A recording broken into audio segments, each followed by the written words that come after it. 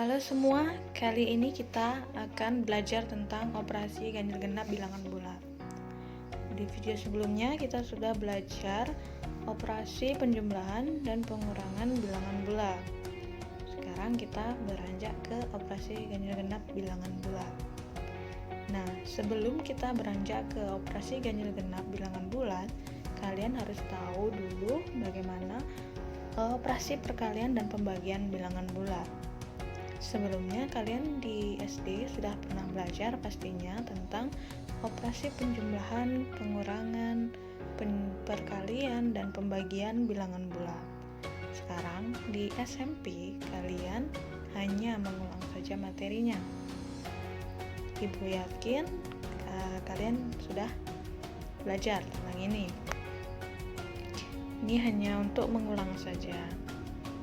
Nah, untuk yang pertama kita belajar dulu perkalian bilangan bulat. Kalian sudah tahu ya konsepnya bilangan bulat, perkalian bilangan bulat itu seperti apa. Kalau kita langsung ke contoh dulu. Contoh ya, 3 dikali 2 sama dengan 6. 3 dikali negatif 2 sama dengan negatif 6. Nah, ini salah ya, harusnya negatif 3 dikali 2 sama dengan negatif 6 ya. Kemudian yang terakhir negatif 3 kali negatif 2 sama dengan 6. Jadi apa yang bisa kalian simpulkan dari keempat contoh ini? Diteliti dulu ya. Ini sudah, mungkin kalian di SD sudah bisa menentukan perkalian bilangan bulat ini. Kita hanya mengulang saja. Nah, sehingga didapatkan kalau bilangan positif dikalikan bilangan positif menghasilkan bilangan positif. Jadi misalkan 3 dikali 2 sama dengan 6. 3-nya positif, 2-nya positif, kalau dikalikan menghasilkan bilangan positif yaitu 6. Seperti itu.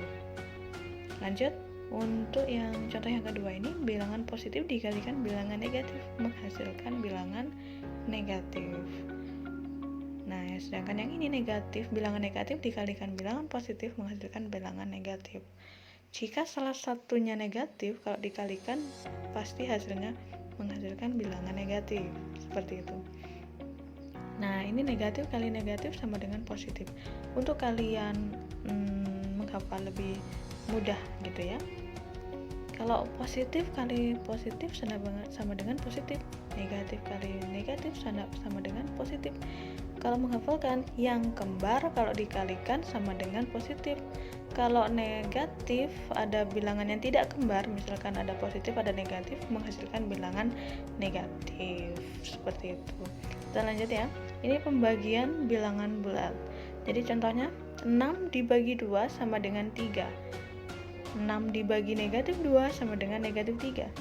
Negatif 6 dibagi 2 sama dengan negatif 3. Dan negatif 6 dibagi negatif 2 sama dengan 3. Sehingga dapat disimpulkan bahwa positif dibagi positif sama dengan positif. Positif dibagi negatif, negatif. Negatif bagi positif, negatif. Negatif bagi negatif, jadi positif sama. Jadi prinsipnya sama ya, perkalian sama pembagian. Kalau kembar menghasilkan positif, kalau berbeda menghasilkan negatif. Jadi kalian menghafalkannya seperti itu saja.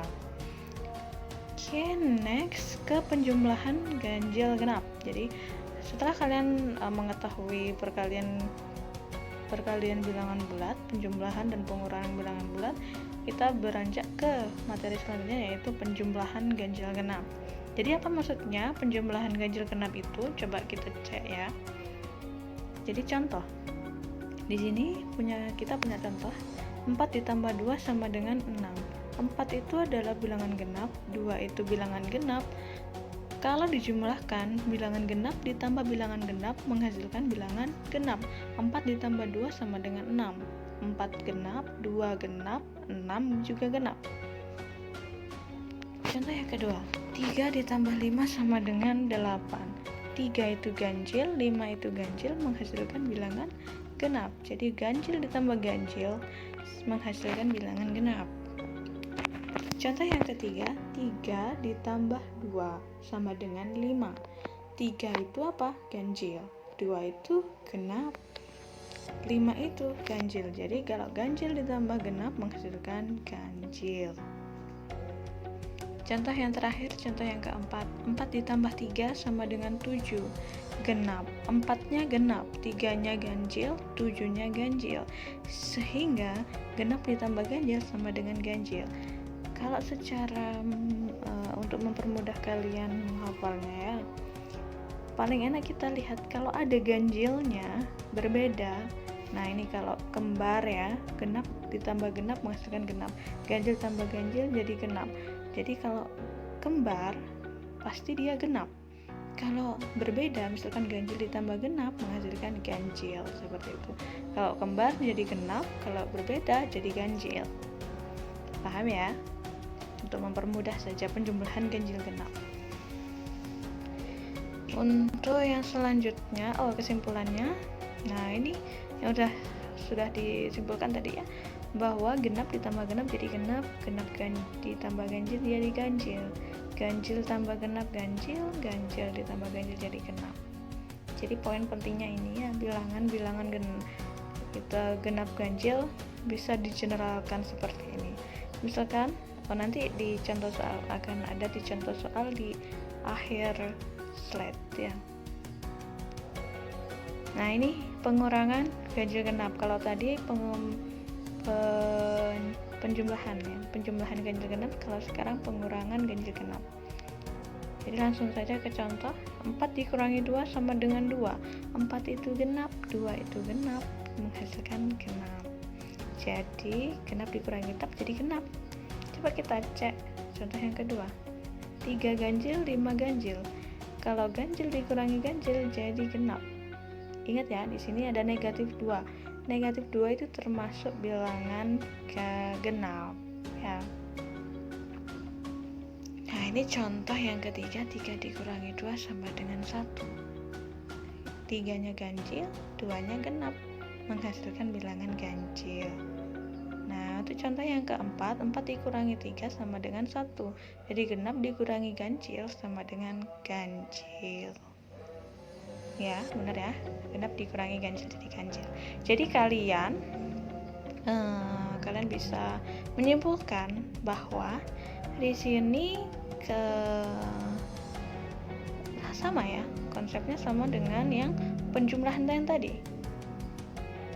Nah ini kesimpulannya. Jadi kalau genap dikurangi genap tetap genap, genap dikurangi ganjil jadi ganjil, ganjil dikurangi genap jadi ganjil, ganjil kurangi ganjil jadi genap. Jadi prinsipnya sama kayak yang tadi. Kalau kembar jadi genap, kalau berbeda jadi ganjil. Paham maksudnya ya? Genap-genap jadi genap, ganjil-ganjil jadi genap gitu. Ya, untuk mempermudah saja. Oke, next ke perkalian ganjil genap. Kalau tadi kan perkalian bilang bulat aja, kalau sekarang kita belajar ke perkalian ganjil genapnya. Contoh, 4 kali 2 sama dengan 8. Nah ini genap kali genap sama dengan genap ya. 4 kali 2, 4-nya genap, 2-nya genap, menghasilkan 8 yang bilangan genap juga. Mungkin contoh yang kedua juga sama ya. Ini ganjil-ganjil, menghasilkan ganjil. 3-nya ganjil, 5-nya ganjil, 15-nya juga ganjil. Contoh yang ketiga, 3 kali 2 sama dengan 6, ganjil genap menghasilkan genap. Nah ini genap kali ganjil jadi genap ya. Ini kalau perkalian sedikit berbeda dengan penjumlahan dan pengurangan ganjil genapnya ya. Nah ini kesimpulannya apa? Nah ini lebih mudah lagi. Kalau yang mengandung genap pasti hasilnya genap, seperti itu ya. Kalau ganjil dikali ganjil menghasilkan ganjil, seperti itu ya. Jadi intinya kalau ganjil kali ganjil saja yang menghasilkan ganjil, selain itu dia jadi genap ya. Lanjut ke yang terakhir, materi terakhir ya, pembagian ganjil genap. Pembagian ganjil genap, contoh yang pertama, 4 dibagi 2, 2. 4-nya genap dibagi genap menghasilkan genap ya. Contoh yang kedua, 6 dibagi 4, 1,5. Ingat ya, kalau pembagian di sini ternyata ada bilangan bulat dibagi bilangan bulat, itu tidak semuanya menghasilkan bilangan bulat. Jadi ada yang seperti ini, 6 dibagi 4 kan menghasilkan 1,5. 1,5 ini bukan bilangan bulat, melainkan bilangan desimal. Sehingga pembagian bilangan ganjil genap untuk pembagiannya tidak dapat digeneralkan. Coba kita cek dulu ya. Nih, genap dibagi genap bukan bilangan bulat. Ini 15 bagi 2 juga 7,5. Bukan bilangan bulat juga. Jadi kalau bukan bilangan bulat, jadi dia tidak bisa digolongkan menjadi bilangan ganjil atau bilangan genap. Ya, bilangan ganjil genap itu adalah bilangan bulat. Kalau tidak bulat, berarti dia tidak bisa digolongkan ganjil genap ya. Nah, ini 12 bagi 5 juga 2,4. Jadi kesimpulannya apa? Kesimpulannya, pembagian ganjil genap tidak dapat digeneralisasikan atau dirumuskan. Ya, tidak dapat digeneralisasikan atau dirumuskan. Khusus untuk pembagian. Kalau perkalian, pengurangan, penjumlahan masih bisa. Oke, sampai di sini materinya udah selesai. Coba kita lanjut ke contoh soal. Nah, ini contohnya. Jika 200 dikali N sama dengan M dan N adalah bilangan ganjil, maka tentukan apakah M bilangan genap atau bilangan ganjil. Jadi kalian harus memahami soalnya ya. Jadi ada 200, ada bilangan 200 dikalikan N. N ini adalah bilangan ganjil. Nah, kalau 200 dikalikan N ini nanti menghasilkan M. Nah, M-nya ini bilangan genap atau bilangan ganjil. Nah, oke. Saya ulang satu kali lagi ya. Jadi, di sini diketahui ada 200 dikali N. N-nya ini bilangan ganjil. 200 dikalikan N menghasilkan M. Nah, M-nya ini nanti jadi bilangan genap atau bilangan ganjil. Jadi kalian gimana untuk menentukannya? Nah, jawab.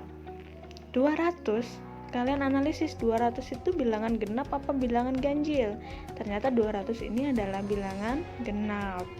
Oke, udah dapet ya, 200 ini adalah bilangan genap. Kemudian N ini adalah bilangan ganjil, sehingga 200 dikalikan N. Karena 200 genap, N-nya ganjil, sehingga genap dikali ganjil. Nah, ini genap kali ganjil tadi menghasilkan apa? Ternyata kalau genap dikalikan ganjil menghasilkan genap. Tadi kalau perkalian gimana? Semua perkalian menghasilkan genap kecuali ganjil dikali ganjil. Ganjil kali ganjil menghasilkan ganjil. Selain itu menghasilkan genap, sehingga genap kali ganjil menghasilkan genap. Ingat ya. Sehingga M yang kalian ditanyakan tadi genap atau ganjil? Pastilah bilangan genap, karena genap dikali ganjil menghasilkan genap. Contohnya untuk seperti itu saja. Untuk pengurangan ganjil genap bisa ya, tadi udah ada contohnya. Jadi kalau ada pertanyaan semoga bisa membantu kalian dalam belajar. Oke, sampai di sini video kali ini. Nanti kita ketemu lagi di video selanjutnya.